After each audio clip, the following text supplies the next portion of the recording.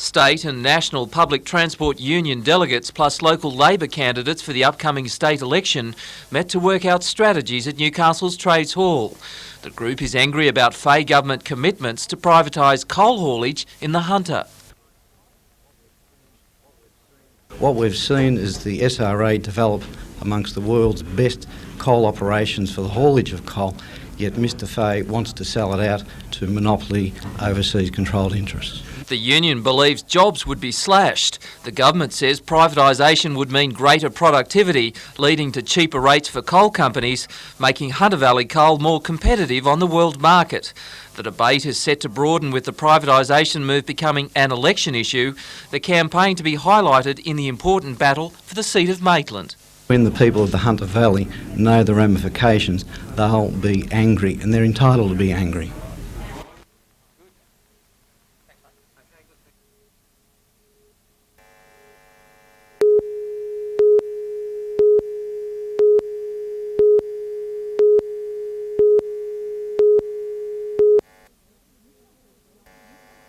Newcastle's John Hunter Hospital has been overrun by a plague of rabbits, 1,000 of the seemingly cuddly cottontails wreaking havoc in the grounds, digging potential leg breakers. The hospital has known of this problem for a while, and we can't afford to ignore a risk like this, so we have to deal with it. The situation has gradually worsened over the last 4 years. A month ago they come out in the daytime, they were getting so cheeky. And at dusk you'd have rabbits all over the grass. Aware of the occupational health and safety requirements, management has taken action. It's a poison that's as humane as you can possibly make it. It's a treatment that's humane.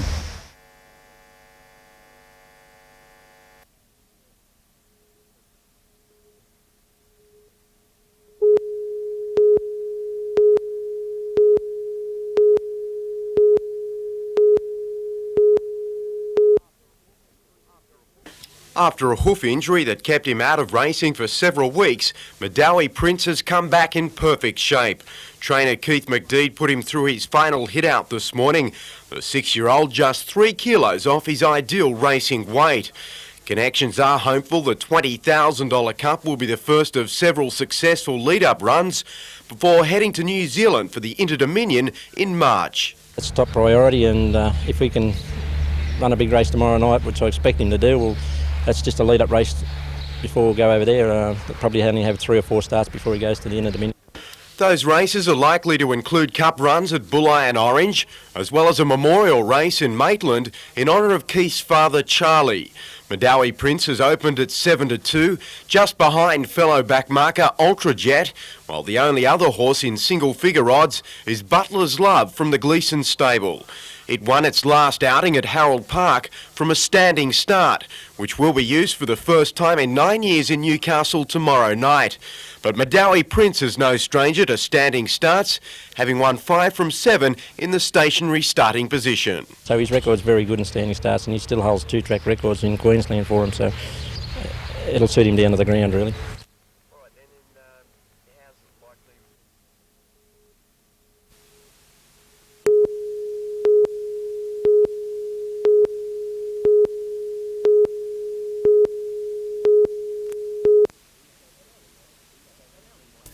An early morning cruise gave Deputy Prime Minister Howe a chance to look at the development of the Honeysuckle project. Earlier, he announced more progress for Newcastle's inner city. The $2.5 million venture includes 7 housing projects for disadvantaged groups in Newcastle. $400,000 will be spent to renovate this church in Hamilton to accommodate people with disabilities. An extra $400,000 will be spent at Newcastle St Vincent de Paul Centre for 8 bedsitter units to accommodate single men who depend on support services. More than $500,000 will go towards an aged care facility in the inner city. $260,000 will help provide affordable housing for young pregnant and parenting women. 3 townhouses will be built for Aboriginal single parents at a cost of $385,000. People with mental disorders will also be given a helping hand, $340,000 to go towards 4 units. And $250,000 will build a duplex for the city's young. It's part of a state and federal government campaign to provide housing for people who find it hard to get long-term accommodation. And the focus is on innovatively addressing those housing needs and doing some environmentally sensitive designs. The accommodation is expected to become available by the end of next year. Richard O'Leary, NBN News.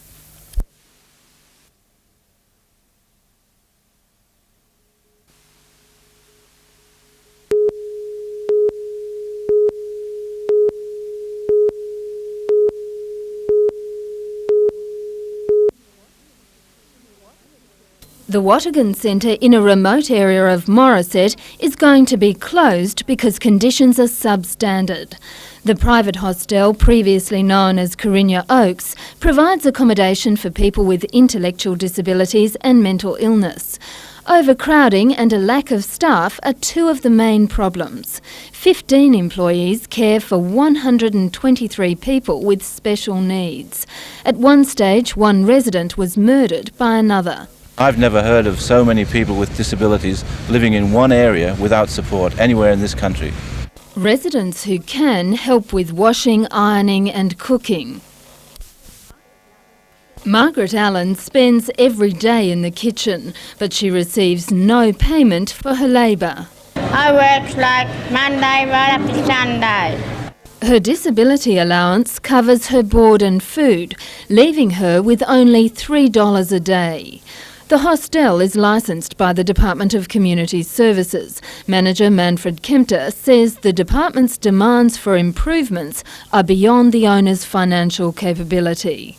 I would be absolutely enthralled if we had just a tenth of what the government spends in their own funded organisations. The Richmond report recommended that mentally ill and intellectually disabled patients be moved out of hospitals and into the community. Accommodation options were limited, so privately funded hostels like this one sprang up to meet the need. But while the Watergan Centre may be considered unsatisfactory, no extra funding is evident for alternative accommodation when the centre closes. We've got a real concern that there won't be enough public accountability about the move, and that the residents will just move from one unsatisfactory situation into another one. 3 departments, Community Services, Housing and Health, are coordinating the relocation of residents.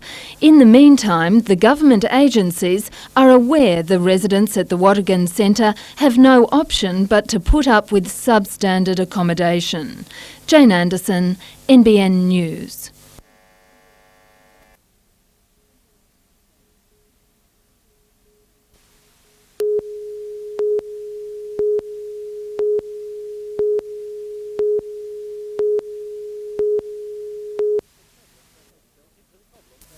It's a problem that has belts bursting and bellies bulging. The Australian addiction to the easy life has made a potbelly the latest in fashion accessories. Men carry most of the burden, with nearly half the male population overweight, 5% more than 5 years ago. Women have been more successful in the fight to beat fat, with about a third too heavy for their height.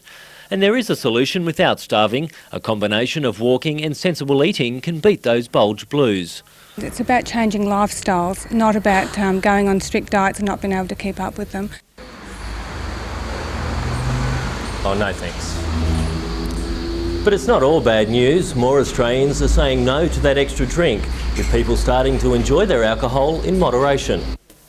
Men are drinking a little more than a middy of beer a day, a third less alcohol than 5 years ago, but still 4 times as much as women. Despite the improvement, more than 860,000 Australians drink dangerous amounts of alcohol.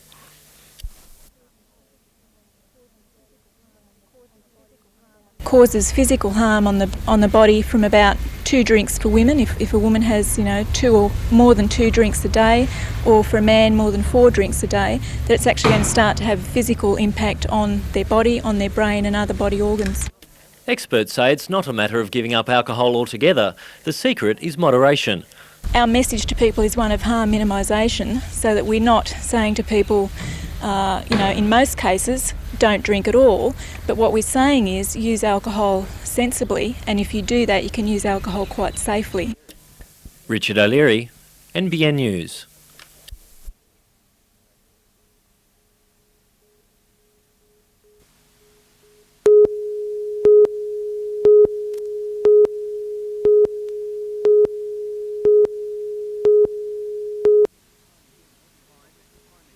Time and time again, ambulance officers have seen it.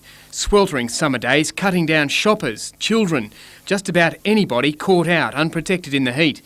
Heat exhaustion and worse, heat stroke claim lives. This condition will creep up on you. What will happen, you're out in the sun, if you're not wearing the right clothing, you're overdressed, not wearing a hat, you will get a condition called heat exhaustion and you will collapse and it can turn into a very serious condition.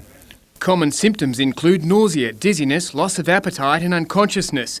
The best way of avoiding heat stroke include wearing cool clothing, drinking plenty of water, wearing a hat and sunblock. On the beach, in the garden or around shopping centres, heat exhaustion sufferers need proper medical attention. Move them to a cool place, try to cool them down with a wet sponge. If you think they've got heat stroke, put a wet sheet over them, and you must call for an ambulance or seek medical advice without fail. The elderly, children left in cars and babies rugged up too warmly are most at risk. Always check on the baby during summer. Don't wrap them up too much, especially in blankets, probably a singlet and a nappy, that'll be fine in bed, and just keep a check on them during the night.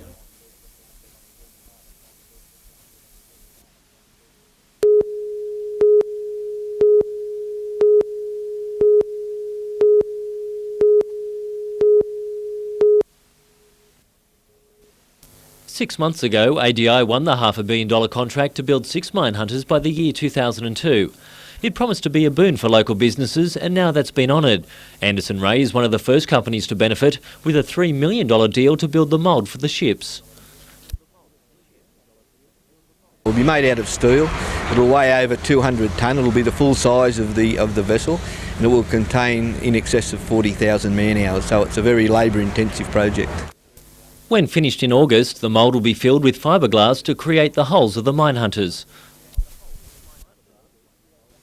For the company's 150 workers, it has provided the ideal Christmas present, job security. It certainly gives us work going into the new year. Our order book was starting to get a little bit low. Unfortunately for Carrington business HCB Marine, Christmas will mark the end of 26 years trading. It's been reported 13 people will lose their jobs after a creditor applied for the company to be liquidated. Richard O'Leary, NBN News.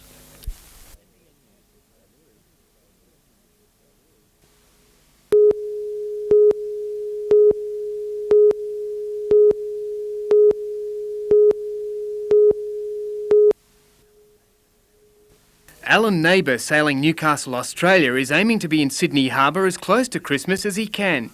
The first boats are due in within the week, and the Newcastle yachtsman has improved in the placings to be ranked 3rd in his division and 8th overall. But probably won't make it home for Christmas? No, it doesn't look like it at this stage unless he picks up a real good blow, but even then I'm not expecting him home for Christmas, which will be...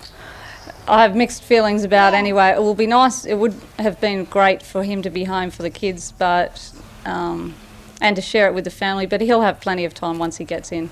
Since leaving Cape Town, South Africa, the BOC fleet has weathered some of the worst conditions the Indian Ocean could throw at them, before darting deep into the icy southern latitudes below Australia. Mending sails has become Neighbour's main pastime as he prepares for his run back toward the Australian coast. Back at home, wife Cindy, Annie 5 and Vance 3 are preparing for Alan's arrival, even if the family Christmas comes a few days late. The yacht was stocked with goodies before leaving Cape Town. Annie and I made sure that he was well stocked with Christmas presents before he left Cape Town, so he'll have something to open for Christmas Day, and we made sure he's got a plum pudding and custard on board as well. We bought too many lollies for him. 2 weeks after Christmas, Newcastle, Australia is due to make a side trip to its home port before the next leg of the race. Andrew Lobb, NBN News.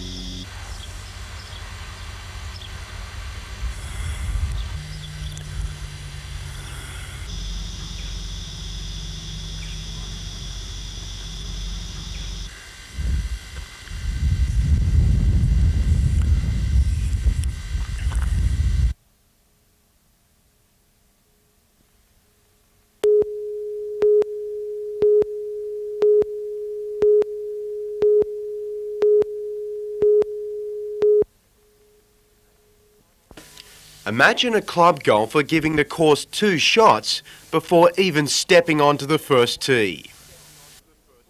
Well, that's what 19-year-old Waratah golfer Nathan Green does every round.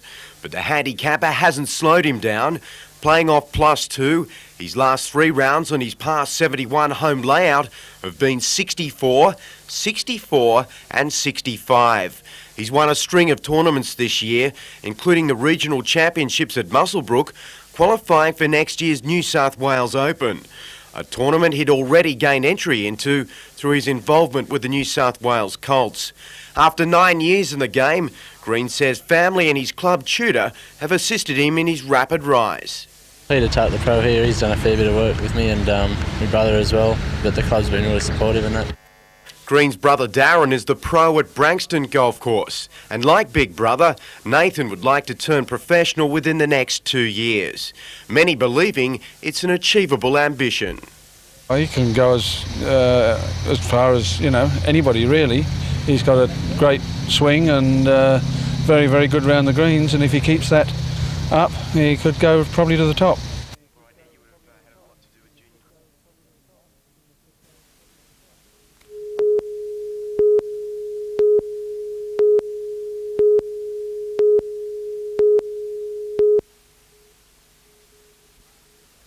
The sloop Margarita, owned by Merewether businessman Howard Bakewell, used this morning's 1.6 metre tide to clear the dropover on Lake Macquarie. Once clear of this obstacle without trouble, the bridges at Swansea opened to give the Margarita a clear run to the ocean for the 6-hour voyage to Sydney. The Margarita will be among the record fleet leaving Sydney next Monday for the run to Hobart. It will be a family affair. Heading the crew of 10 is skipper-owner Howard Bakewell, son Peter will be navigator, and Howard's wife Margaret will be the cook. The other crew members are from Newcastle. Howard built the Margarita 5 years ago, and it is the sloop's first start in the Sydney-Hobart Classic. However, it had a trial ocean run in the Pittwater to Lord Howe Island race earlier this year. The last of the Newcastle entries in the Sydney to Hobart, Albie Bergen's Al Star, is expected to leave Lake Macquarie on Saturday.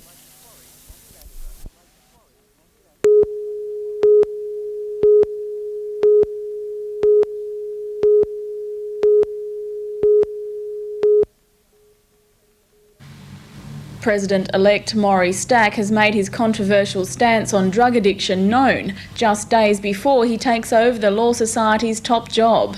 But Mr Stack says his views are shared by many of his Law Society colleagues. Once someone's addicted, they have a sickness the same as someone with AIDS has a sickness, and that we ought to treat that sickness rather than abandon them and say that they have to find the money for their drug of addiction by illegal means. A partner in Stack's law firm, he's confident legal provision of heroin to addicts can prevent their need to get a fix at any cost. Mr Stack says the cost to taxpayers would be offset by a reduction in crimes committed. He's hoping to influence legal reform when he replaces current President David Fairley. I don't think the community would tomorrow sign off on a proposition that we make drugs available to heroin users. But I do believe that eventually the community will come around to accept that position. He says no region of the state is immune to the problem. Locally, nearly 2,000 needles are exchanged in the Foster and Taree areas each month, with a methadone program supplying 50 people regularly. Another issue Mr Stack says he'll address is the self-esteem of Aboriginals. He says offering cadetships in the legal profession to young Aboriginals would be a positive step. Tracy Walsh, NBN News.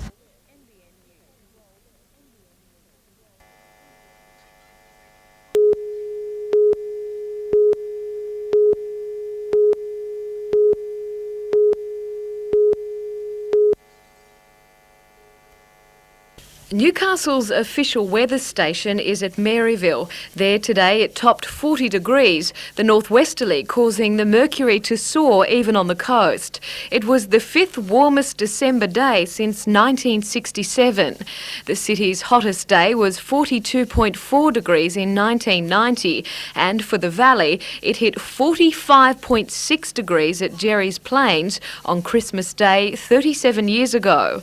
While most head to the beaches on hot days, they were virtually deserted today, although that's expected to change this evening.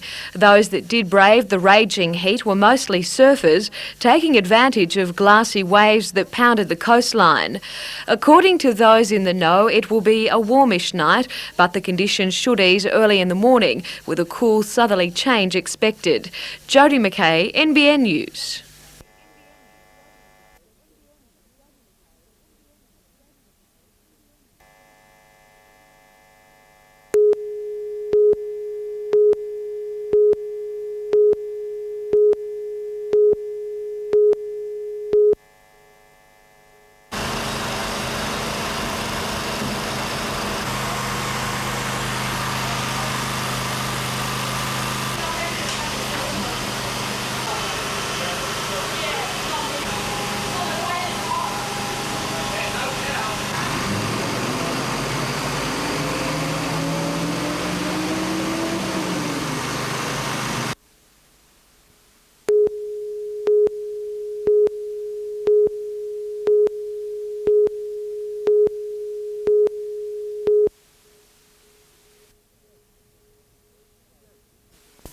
The opening of a new era for rail in New South Wales. The freshly painted XPT engine will provide the power to pull the tilt train when it arrives in the new year.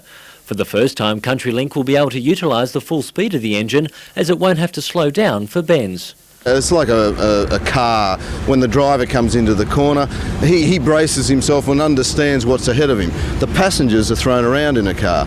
Well, what happens with a tilt train is the train tilts and compensates for that effect on the passengers, and the passengers feel as though they're travelling along on level ground. The government is leasing the Swedish carriages for $1.5 million. They'll be used in a 10-month trial that will cover most of the state, with travelling time to be cut by up to a fifth. If people warm to the new system, the government could make the $20 million tilt trains a permanent fixture on our railways. Richard O'Leary, NBN News.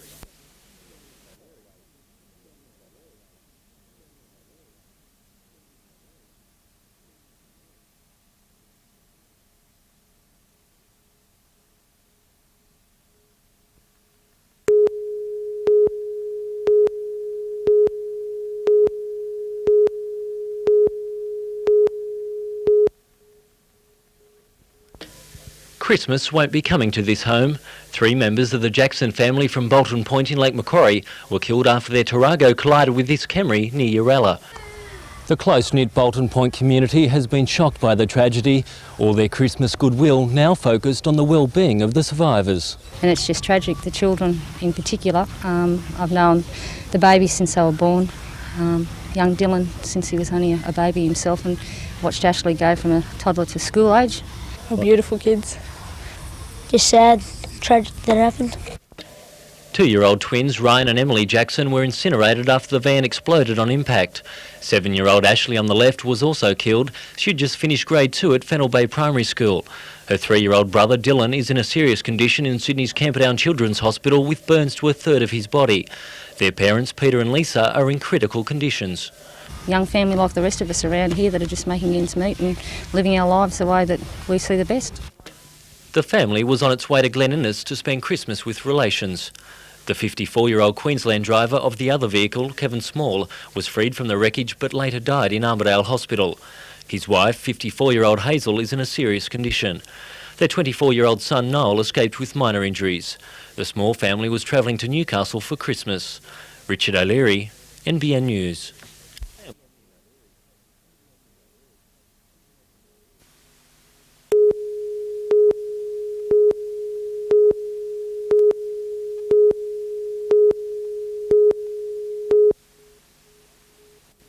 Members of the 2 teams today lined up for the big clash on Monday, Boxing Night. We don't want to get beat anywhere, but here we just absolutely don't want to get beat, and they don't want to get beat either, and it gets pretty exciting here. Exciting to say the least. When the big names hit speeds of up to 120 kilometres per hour on the circuit, it can turn into a cutthroat blue to the finish. The American team of Soares, Bloomquist, Swartz and Francis get far more time on the track at home in the US, but the Aussies, Pine, Brewer, McEwen and Robertson are keen to take them on. Yet when they come here, we seem to be able to lift that little bit out of the bag and do the right thing for your country and your country people. I think that makes a difference, and we're pretty proud of Australia, and we hope we can send them back home. Don McEwen took his Falcon around the circuit, a sign to the visitors that the Aussies mean business. There will be 7 tests, 2 in Newcastle, 1 in Lismore, Brisbane and Canberra.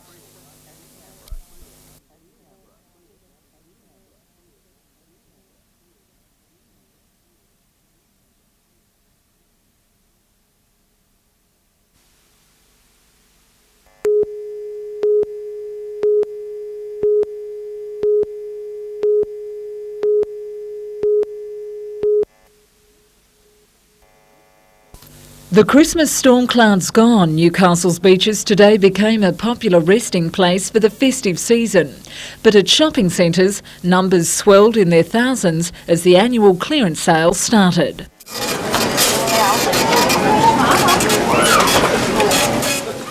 At Garden City, doors opened at 8 a.m. Within the first 2.5 hours, 8,000 shoppers had arrived, most well armed. It's all going to come on a credit card. I'll pay for it later. Linen, lingerie and clothing proved popular items. Children's toys were also being snapped up, and there was more than snatching and grabbing to contend with. It's when you queue up to get through the turnstile, the cashier, that's the problem.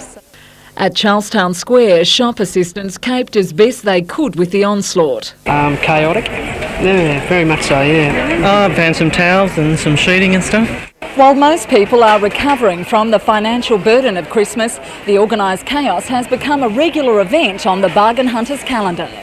In what seems to be a growing trend, Charlestown's Kmart said today's sales were bigger than those taken during last week's pre-Christmas trading. Save especially for the after sales. Didn't buy so much at Christmas and save for the after.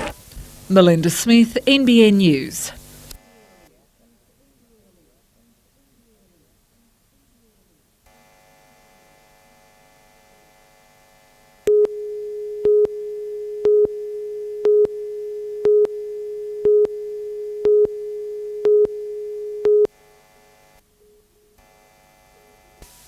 The Pacific Highway is one of the region's major roads and a popular holiday route to the north coast.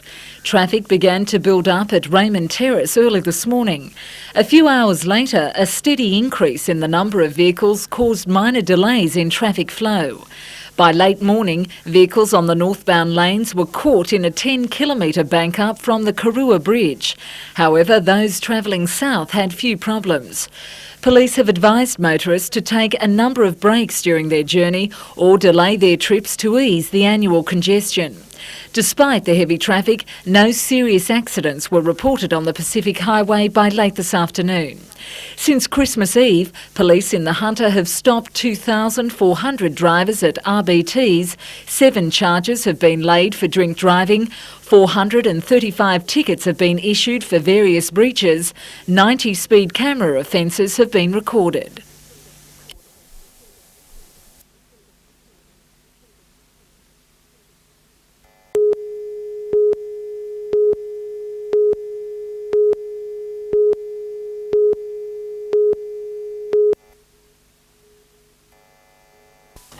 With the unenviable reputation of having some of the most difficult platforms in City Rail's network of more than 300 stations, Hamilton is coming of age. Most were raised before the line was electrified, but passengers boarding trains at Hamilton have been forced to take a bigger step than most. The $1 million upgrade will raise both platforms by 25 centimetres, helping to improve safety. 120 metres of special fabric has been placed over the tracks to protect them during construction. The line will reopen for a brief period over the weekend, but will close again next week. A full bus service has been introduced for commuters. City Rail expects the project to be finished by the end of next month.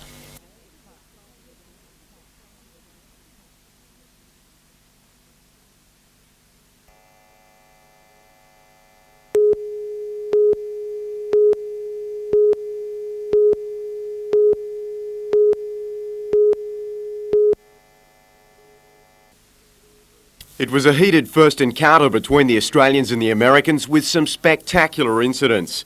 Australia's Bob Brewer was the first penalised for aggressive driving, while American Scott Bloomquist suffered a similar fate as all drivers pushed each other to the limit.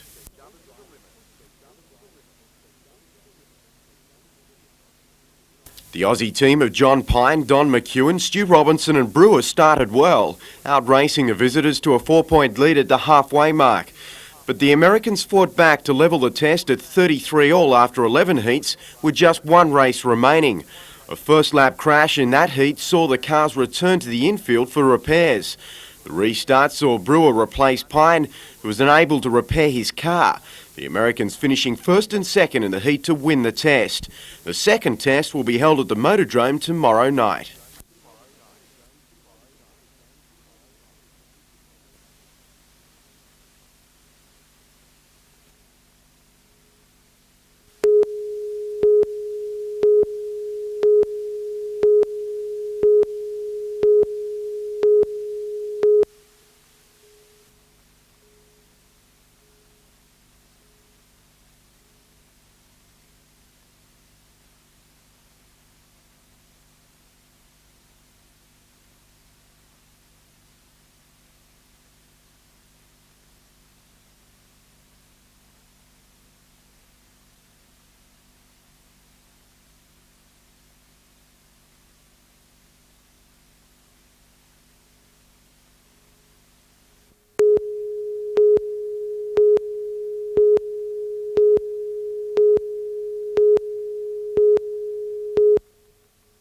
Be a good spot for it. 5 weeks. Yeah, it's all the pollen.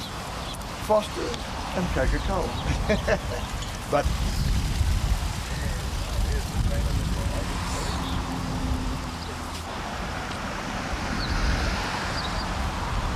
almost the same. Yeah. Almost the same name as the elephant. NBN. No.